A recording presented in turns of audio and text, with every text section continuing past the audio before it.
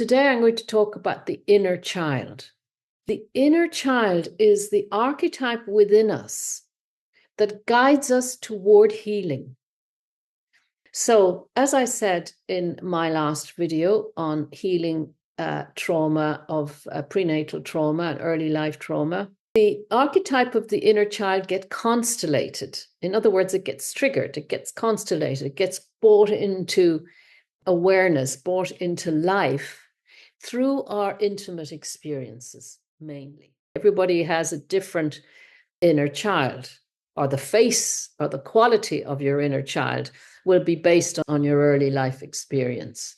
So the inner child in you, for example, if you identify quite a lot with the orphan child, then what that will do in your life, it will push you to keep finding surrogate families or keep finding your own tribe.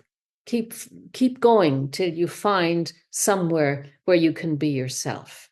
I'll share something with you about my own journey in this work and in my own life. Maybe about 20 years ago, 25 years ago, having trained as a therapist myself and having done a lot of inner work, I was on a trip in Italy with others, conference of blending psychology and spirituality. But I was part of this conference, and they had a bus laid on for us to take the afternoon off that day and to go and visit, I think it was Siena in Italy.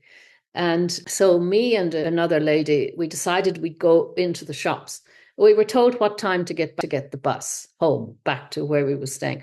And we decided to go looking for shoes because Italy is a fabulous place for leather and lovely shoes. And so we did our shopping and we went back to the bus, and there was no bus. And my companion was terribly stressed. We've missed it. We're late. And without thinking, I said, well, absolutely not. They would have noticed that we weren't there. They wouldn't have left without us.